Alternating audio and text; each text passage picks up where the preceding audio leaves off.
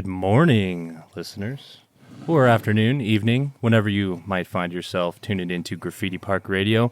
We got the Dans here and Anika in Stowe. Well, hello. And today we have a very special guest for you all, Mr. TikiJay. Glad to have you. Thank you very much. I'm happy to be here. How is your day going so far, Mr. Tiki? Oh, my day's going well. Just got finished doing some sweet murals for Graffiti Park, and now I'm here doing a sweet podcast with you guys. All right. So I was fortunate enough to rummage through your resume and your unbelievable portfolio. I was incredibly impressed. And, of course, you're very professional. You've done a lot of work around town and elsewhere. Tell me a little bit about yourself and, of course, your beginning times as an artist to now as a professional. Well, my name's TikiJayOne. I'm an urban artist, a graffiti writer. I'm from the Writers and Illustrators crew and the Can Do crew. I've been writing graffiti for over 20 years. I've been making murals for about the same time. Nice. Snaps. Thank you very much. I'm happy to announce that, that I'm still doing a lot of work and that living the life... Wait, did you ask me about being a beginner? Listen, I've asked you about it all. You tell me it all. Take your time. She looped a few in there. But for being you. a beginner and just a little bit about yourself now, how you started off and just what your experience as an artist has been. Okay. Well, I started off by drawing as a little kid, just like every kid would, instead of putting me in front of the TV, my mom put me in front of some paper and markers, and I just sort of took to it. After a while, I was able to go ahead and start copying anything I could see. From there, I sort of got into breakdancing, which led me into graffiti art. Okay. When you say like copying anything, you see like this water bottle on the table, like drawing something like that, or what do you mean, like characters? Yes. Yes. So, for instance, I was really into Garfield and Peanuts, and so I would just look at those, and I would be able to draw it just like I saw it. And, my mom encouraged me to keep doing it. Okay. Yeah. So after that, though, I tried to make a living. It was really important to me to make a crossover from my day job into becoming an artist full time, and I was able to find a job with Tower Records, being an artist for them. Yes, it was really great for the time, especially since I was inexperienced and I had to lie about my experience to get in the door. Sometimes you do. So, I'm a quick study, so I figured it out. I managed to stay there for about 7 years, so it was really cool. But when Tower Records decided to close down, I needed to find a new way to be an artist, and I had no training and I had no education, and so I decided to go to college. Otis College of Art and Design was where I got my bachelor's degree in product design. And from there, my life changed and afforded me opportunities I don't think I would have had without going to school. That's incredible. I saw your work with education has been incredible. 15 plus years, it said that you have been teaching and tutoring. Now, right after your master's program or right after you were at, what was it? You said Otis College. Did you immediately go into teaching and tutoring, or you went straight into your artist perfection? Well, what was really great about Otis is that the day I graduated, I was already hired to work for guests. That's amazing. Oh, wow. So it was my job to do 3D models and design stores. Marciano is really involved with his company. I would see him almost every day at the work office. Wow. And it was my job to just go ahead and create the designs that I was giving in a 3D model so that they could see what the store would look like before they constructed it. That's so amazing. What kind of things were you designing, or like? Well, I had to learn how to design all the fixtures. I had to learn how to design the store. I had to design a whole store with inside a 3D model, and I still had to make it to spec. Everything had to be 1-to-1. Like, for instance, there had to be 40 inches between the racks. The racks had to be the right size in the model, and everything still needed to be rendered out, which if you're a 3D artist, then a render could take hours. Sure. And then you go, oh, wait, I have to do one more thing. And then you have to wait for more hours. So are they then taking this and then sending this off to like contractors or builders to then make it happen, or? Actually, we're in the construction department, so the designs go to Paul Marciano, the owner, and he looks at them and he goes, okay, yes, I like this. Let's approve. And that's how the process went back then. Nice. And can I ask, is when you were getting out of college, was that something that was pretty popular? Is that everybody had a job assignment coming out of that, or were some of them in this limbo period, if you will, of being an artist and not knowing which avenue to go down? Yeah, it's a really, you got to take care of yourself. Yeah. And some people didn't make the cut. I mean, I was not taking no for an answer. I had interviewed with several different people, and I managed to get this interview at the last moment. And the last day of school, where we're presenting all of our work before our teachers, I got a call from them, and they were like, "Do you want to work for us?" That's incredible. That's awesome. Of course. What was even better was like when I was at Otis, I did my internship for Disney stores. Okay. Because I was a product designer. I was interning there to design products. And, I get there and I'm sitting in the room. And before I went to the interview, I was warned by all of my teachers at school, just bring more than your portfolio. Because most people will just bring their portfolio and that's it. But they were like, bring your sketchbooks, make sure that you bring more than that. And I'll tell you, I brought 5 sketchbooks with me, with my portfolio, which I spent countless hours on this portfolio, and I get there. I'm waiting in the room, and Mike walks in, and he sits down, and he's just like, hello, it's nice to meet you. And I'm waiting for questions. All he says is, what do you have? And so I hand him my portfolio, and he actually takes it from me, sets it down, and goes, did you bring anything else? He didn't even want to see that. Wow. Because most of the time, these designers, they want to see how you think. They want to see if you can draw. They want to see if you have that visual communication platform that allows you to show what's in your mind. And that's what this guy was looking for. And he spent like 15 minutes looking through my sketchbooks, didn't ask me one question. I was just sitting there going, all that time and effort, right? Right. Yeah. And so he says, he closes them up. He goes, this is great work. Thank you for coming in. And I'm like, all right. And so the HR lady's walking me out the door and she's trying to soften the blow. She's like, if you're not chosen, it's not because we're just looking for the right fit, And we got about 10 feet from the door and Mike's assistant runs up and goes, hey, Mike wants to know if you want to work for him. And I went, wow. You know what? Let me think about it. Yes, I want to work there. And so that's how I got my job working there. How long did you do that for? I think we do a 100-hour Gotcha. sort of something. But, it was paid. And we got to work on our own project as interns. And it was just working in the environment and learning how to deal in a professional manner made all the difference later on. Sure. Was That's this incredible. early on in your college experience or closer towards the end? No, this would be early on. I actually got my master's degree a little bit later, Sure. about 8 years later than after I graduated from my bachelor's. But it's because they told me that I needed to have a master's in order to teach, which Art Institute ended up closing down. So it's just Right. But, I always tell people you don't go to school just for the education. You go there for the network. You go there for the experience. You go there for the lifelong friends. You go there to learn how to be a professional in your field. And what's more, you learn there to be able to live your life and be able to work on your passion and your work at the same time. That's what college teaches you to do while you're there. It teaches you how to be able to still be creative and work in your field, but also tend to your personal life. When I worked at Guess, they made sure to tell me not to bring any work home. They wanted to make sure that you had your off time because they didn't want you burnt out. And that's what, you learn to do after a while. You learn how to do both so that you don't burn out and you can keep moving on. Yeah, you can absolutely give your best to your craft as well. Can I ask, what was that process like of looking for a master's program in art, and what was the defining trying to think of the words here. Factor? Yeah, what were the defining factors in you choosing your master's program or you choosing the specific college to pursue your art career?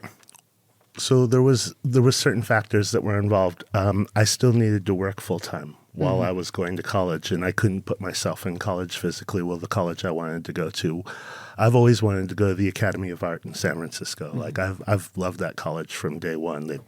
They're like Otis. They've been around since the early 1900s, and they're just way accredited and they're great educators. So I had to do something new. I had to do my whole master's degree online. And that's what I had to do. So I was teaching 40 hours a week at the Art Institute, and then I would go home and go back to school. Jeez. It's amazing. Wow. Those are the kinds of things that make you a professional at what you're doing. It definitely takes the line from hobby and profession and splits it in a place where you have to decide whether you're going to do one or the other. You're absolutely right. I love your dedication to education and bringing the art factor into it. It's changing what people's perception is of taking that creativity and making it a true profession. I wanted to ask you from that. I mean, from Tower Records, you said Guess, you said Disney. I'm sure there's so much more we haven't gotten to yet. After having great jobs like that right out of college, how did that form your artistic style? Well, it helped build my network. Especially teaching helped really build my network. In fact, I don't think I would have met the Dans had it not been for me teaching at the Art Institute. Yeah. In fact, after teaching my first few years at the Art Institute, I was actually teaching interior designers there. And while they were off going on to their field, whenever they needed a mural artist, I was the one that they would call. And then they started working at casinos, and that's how I started getting my work. And I was actually building my network as I was working on helping them with their education. So that's kind of how that was happening. Did I lose my train of thought? I think I did. Not at all. No, you didn't. It's a part of the creative process, is it not? Oh, man. So it's another thing we can get into. So, like, what are the biggest challenges you would say during your creative process from start to finish? Is there something that's internal that you maybe struggle with regularly, or something generally that artists maybe deal with during that creative process? If I'm struggling with something, I'll just stop doing it. There's no need to suffer through to try to create, like that. Your art. There really isn't. Like it does two things. It makes you not want to come back, and it makes you unmotivated, and then you're disappointed. And so if I'm ever feeling that way, I'll just stop. But there's a formula I learned in my creative process that I use, and I just sort of stick to my formula, and I trust the process. And in the end, it seems to work out for me. Yeah.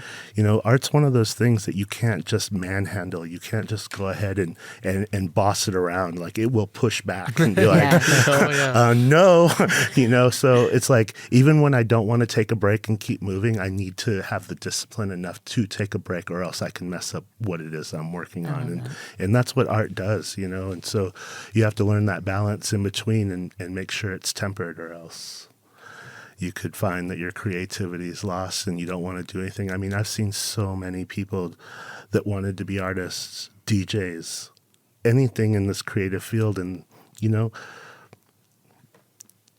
I hate to say it, but they didn't follow their dream. They didn't do what they want. And I mean, I'm sure they're happy, but like, I'm also happy too. Yeah. But it takes a certain measure of courage to follow this field. Like, if someone asked me if they should be an artist, I would ask them what kind of artist they want to be. Yeah.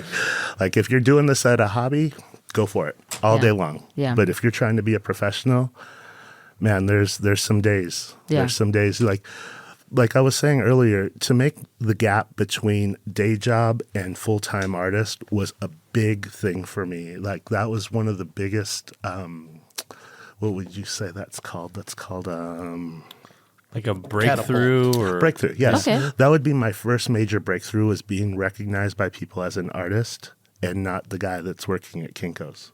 I see. I went from being the guy working at Kinko's to, hey, are you the guy in the war video? Are you Yeah. the one doing the Concrete Tiki Heads? So making that kind of leap was very important to me and made all the difference in the breakthrough of becoming a professional artist. Yeah. But with that being said, it's either feast or famine sometimes. Absolutely. I love that. I love that. Right. So you got to be ready for it. It's like living in the wild. It's almost like I'm living off the land in a certain way, right? Like, because I don't know if I'm going to eat that week, or maybe I'm going to eat big. I'm buying food for Right, everyone this right. week. Like, So how do you, talking about art being a part of your life early on and then making that decision to want to equip yourself with the skills to do it professionally, how do you draw your stylistic influences? What do you say is your style and that kind of thing? I know certainly thumbing through your resume, there's probably several different answers you could give us, all the different work you've done. I think I narrowed this down. Let's see if this one works. The art I make is designed to thrive within the fabric of the urban landscape. My work reflects an array of styles inspired by popular culture as well as art history. This allows me the flexibility to work on a diverse range of solutions. Each piece of my work speaks to a unique momentary circumstance, whether professional or encountered in the streets. And the final goal is to create original art landmarks throughout the city, achieving love and acceptance from the general public. I've also coined the title Urban Landscape Specialist, meaning that I'm fluent and have mastered the four major media of the urban streets, which are stickers, hand-cut stencils, DIY wheat paste posters, and freehand drawn graffiti. And my special contribution that I feel that I'm bringing as a fifth element is creating new surfaces in the urban landscape with 3D sculpture, i.e. my Concrete Tiki Heads. Yeah. And they're amazing. So for anybody just listening, and maybe we'll get a picture thrown up in the video here, is that they're beautiful. They're like 6 by 6 inch. Mm-hmm. They're heavy concrete tiki heads. And would you mind telling us a little bit about how you founded those, when you started those, and a little bit of the attention that you got as a result of? Yes. Again, it's all going right back to school. At school, they taught me how to cast concrete. And as soon as I learned how to cast concrete, it was the time when I was working on my tiki heads. I had just started bringing them out. In fact, in the very beginning, when I started doing tiki heads, no one was really doing a symbol. They weren't doing an icon. It was a strict graffiti name, graffiti letters, or characters. And that's what it was. And at this time, I was making my tiki heads. They taught me how to make a cube out of concrete. And I went... a light bulb, and that's what got me to making my other tiki heads. In fact, if you guys see this one here, this one was 300 pounds, and it was at the top of the cone in Venice. And so I make the small ones, but I'm also making the big ones. Yeah, that's incredible. In Venice, you said. Yeah. Oh my goodness. It was up there for a long time because it was concreted to the top. Yeah. And in fact, the only reason why it's down is because when they made the skate park, they had a crane. So they had the means. I love it. Yeah. Necessary technology. But those are the kinds of projects I really love doing. Of course, I try to separate my professional art from my personal tiki art. Like, I don't mind doing custom art because to me in my head, that work is for the client. That work is for people. But when I do work on my own in the street, I don't really compromise too much. It's you either like it, you don't like it, but this is going to be my freedom of speech. There's many arguments that you can take on what freedom of speech is, especially in the fabric of the urban landscape. But as far as I'm concerned, it's all about intent. My intent is not to destroy. My intent is to make the city look pretty. So that's where I'm coming from. That's beautiful. Your art has certainly been a voice here in this community, so we appreciate that. What is a particular project or a memorable moment that you want to share? I know there were some projects that you had shown us earlier that I was blown away by. If you wanted to share some of those, by all means, let us know what you got. Let's see here. Okay, so let me talk to you about when it took 3 tries to put that Concrete Tiki Head up onto the cone in Venice. That cone's about 20 feet above the ground, and the Concrete Tiki Head was about 300 pounds. The first time we were pretty ill prepared. I thought that brute strength would get it up there with some ropes, and it really didn't. So we managed to come back on a second time, and at the second time we brought these ladders, and there was a homeless guy that lived underneath the cones, and he offered to help. And so he took the ropes and everything that we had, and he made like a hoist out of the ladders to try to get this. He ended up standing on the very top of the concrete cone, and he ended up pulling up this thing by hand until That's incredible. Until the rope broke. Gosh. Oh my gosh, dude. He twisted around up on the top and he tried to come back around and catch his hand on the top of the cone, but he was twisting so much that his wrist snapped. Oh my goodness. Oh, and he fell 20 feet to the ground right on his ribs. Oh man, there was these walls that were coming out from the cone. He could have fell on those, but he just went boom. Oh, it was insane. My team was like Black Hawk Down though. They grabbed all the equipment, my concrete tiki heads, all of our ladders. They had that all out of there because inside of 5 minutes, the cops were there, the lifeguards were there, the fire department was there. Like anything with lights on top of their car was on the beach. And so we all managed to get away pretty scot-free. And the only person that really got in trouble was the person that went back to see if we forgot anything. Oh no. Told on you, huh? one. Told on Yeah. you. The blood, sweat, and tears, all for art. Yes. And of course. So then the third time was a success. The I third take time was a success. We built what I call the Millennium Falcon, and it's a device that we use to get that up there. And the only people that know about it are the people that were there. Love it. Good. I love it. Me and the Egyptians. That's amazing. So can I ask, because that was obviously a little bit ago, it was probably when you were a little bit yes. more rambunctious, and now getting towards sculpting the later half of the career. That's a bad way of saying it. I don't agree with that. But as we've gotten older and as you get to specialize in certain art forms that you'd rather, what are some of the projects that coming up that excite you, and what are you working on next? Like, what is the next evolution of TikiJay? Well, I've really become addicted to painting abandoned places. Okay. Like there's just something about the abandoned places first, and then also it allows a canvas for us to go paint, especially if it's been forgotten. And one thing that I like to do with my work is I like to make places that will landmark, things that will be here years, tens and years, 20 years maybe from now.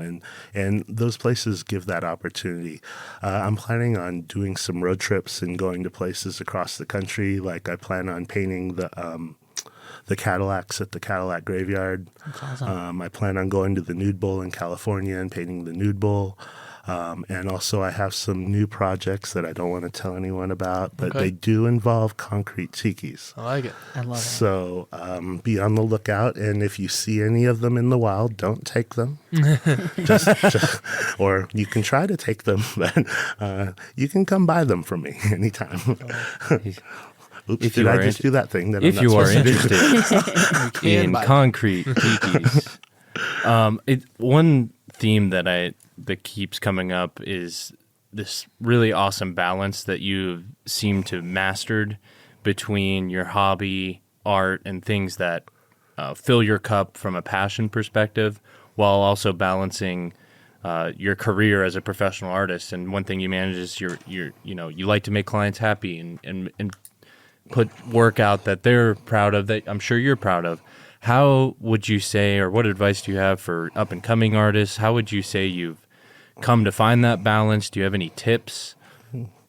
Well, I try to do the same thing whenever I work with any client or I work on any project. And the two key factors that I like to use are design with intent and site-specific narrative. So the design with intent means that, so for instance, we could use Banksy for an example because he does design with intent constantly. Like if you see like one of his pieces was like a waterfall with into like a bowl or something, and so what he did was a stencil of some guy in scuba gear with a plug, So that to me is design with intent. It was designed to be in that particular space. They didn't just show up and say, "Hey, we feel like doing this today."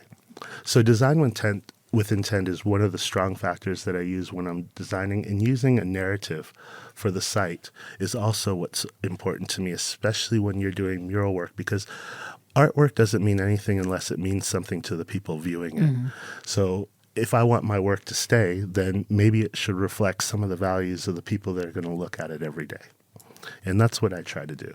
I'm really inspired by popular culture and art's history, and I try to use those narratives in my work as much as possible. Mostly I have to tend towards my personal work, because when you're making a custom piece, you kind of got to be flexible. Absolutely. Yeah, well, what a beautiful discussion with you today. I mean, Thank I really you. feel like you brought to life everything that you are creating out there in the world, and there's plenty of things you're doing out there in regards to art in all forms, and we really appreciate everything that you do. Is there any last thoughts, anything that you would like the audience to hear or know about your current work? Yes. So this is an artist statement from me. And this is what I would want to say, and I think it reflects my work.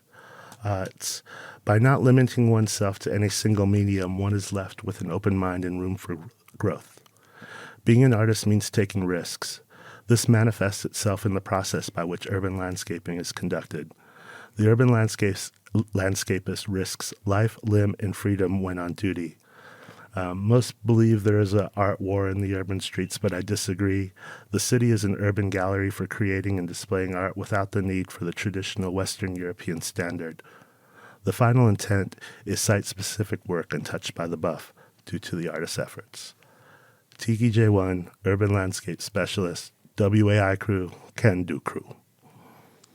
And if we could drop these mics, we would. Certainly not. But they are attached to the table, and Preach. we are big fans of KUNV, so we're not going to mess with the attached mics. Mr. TikiJay, it's been a pleasure. Yay. If anyone listening is interested in finding your work or looking to see more, where can they find you? I have social media pages on Instagram, TikiJayOne, spelled out TikiJayOne, and I'm also on that old Facebook, and I also have a LinkedIn. So there's also a website, TikiJay1, TikiJay1.com. So if you are interested, you can find TikiJay there. And if you are interested in learning more about Graffiti Park or Graffiti Park Radio, you can find us on Instagram at graffitipark_LV. And that's the Dans and Anika and Mr. TikiJay. I hope you have a wonderful Sunday or whatever day you happen to be listening. Stay creative.